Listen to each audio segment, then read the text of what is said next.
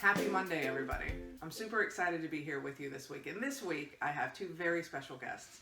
This is my mother, Levita, and my father, Bill. These two individuals impacted my leadership journey more than anybody else. And today, we're going to hear from them. But before we do, this video is going to be a little bit longer than normal, but I wanted to share with them how they impacted my leadership journey. You see, whenever I was a child, I can remember going through Burger King, was it? Yeah. Burger King to get strawberry milkshakes with my mom working, and then my dad going to Domino's Pizza after for another shift. And then I can remember my dad quit drinking whenever I was in kindergarten and sitting on his lap during his graduation from rehab, and then watching both of my parents 4 or 5 years later walk down and receive their college degrees.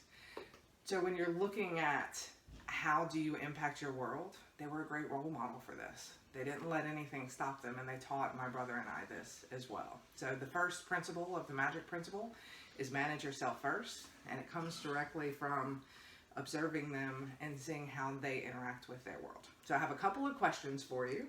Are we okay with that? Oh, yeah. Okay. So the first question is, when you were going through all of these changes and you were deciding that you wanted to make things better for y'all as well as for me and Billy, what were some of the challenges that y'all faced? Money, time, trying to raise two small children and go to college full time and work part time, and we needed about 20 more hours in a day. So, yeah. Because we went to college more or less at the same time. She started a year before I did, and then I started. So we were both pretty well occupied. What resources and what tools did y'all use to get through that time? If it wasn't for her folks, I don't know if we could have done it or not, because it really helped us out big time. So having a support system in place whenever you're going through major life shifts, Yes. that's critical, right?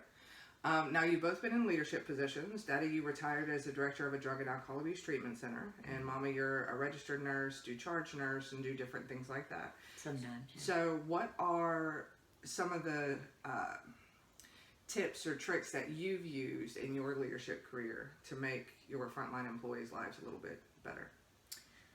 I think the first one that is very important to me is praise in public and criticize in private. You don't chew somebody out in front of everybody, because then they're not going to hear what you're saying. They become defensive. Whereas if you take them aside to someplace private, like usually it's one of the storage rooms or storage areas in the ER, and then you can, and sometimes, you're gonna yell.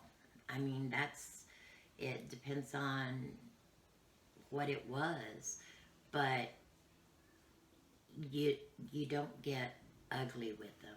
You discuss the behavior, and working in the ER, I work with a lot of strong personalities, and it's fun, but it's also,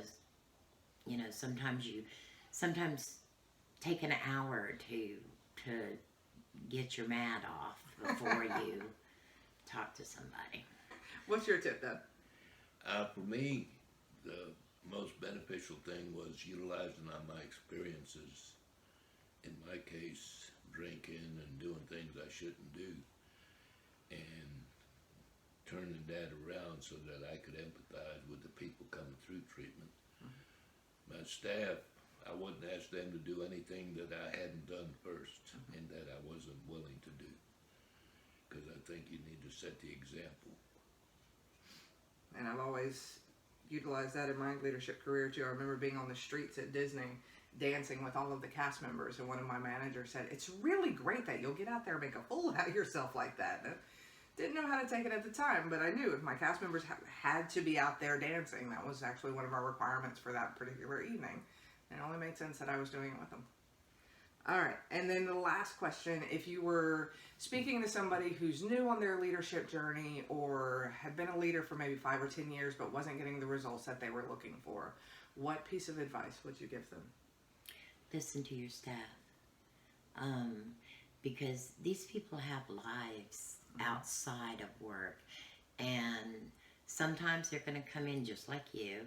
They're going to come in and they're loaded for bear and just waiting to, vent or whatever.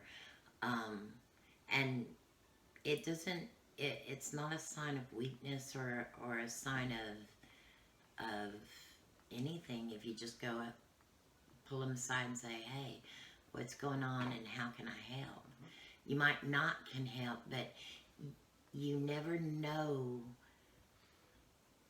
In the medical field, you see a lot of things, and you never know just how much you can affect somebody just by saying you want to talk about it. And they know you care, because if you don't care about your staff, you might as well find another job. Absolutely. And y'all use this tip on us as parents when we were teenagers. You would come in, even though sometimes talking to us may be challenging because we were teenagers, but you would come in and say, hey, do you want to talk about it? You respected our wishes, but you never judged us whenever we brought it up. And I imagine doing that with your employees, while family's a little bit different, but doing it with your employees also gets the result of trust and respect. And also just a tip for parents of teenagers out there, you might want to, every couple of weeks say, you want to explain what you did? You can find out a lot that way. Yeah, you used to hate it when you did that. I would go through the list of everything that had happened that week. All right, Daddy, what about you?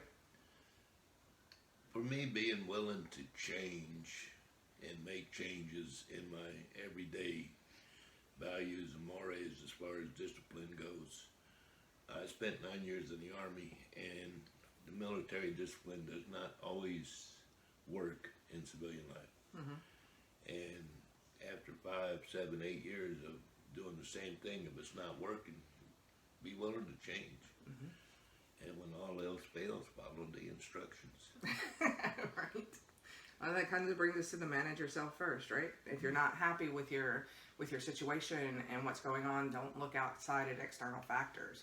Look internally and figure out how you can shift and how you can adjust. I can't change people that easily, but I can change me. I can change the way I perceive things, and sometimes I have to swallow a little bit of pride, but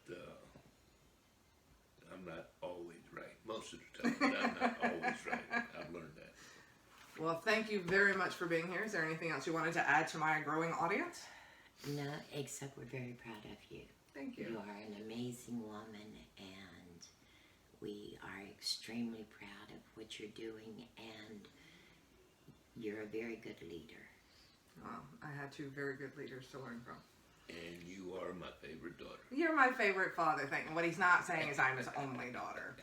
All right, guys. Thank you very much for being here this week, and thank you both very much for agreeing to be on video. I enjoyed this conversation, and remember, you got this.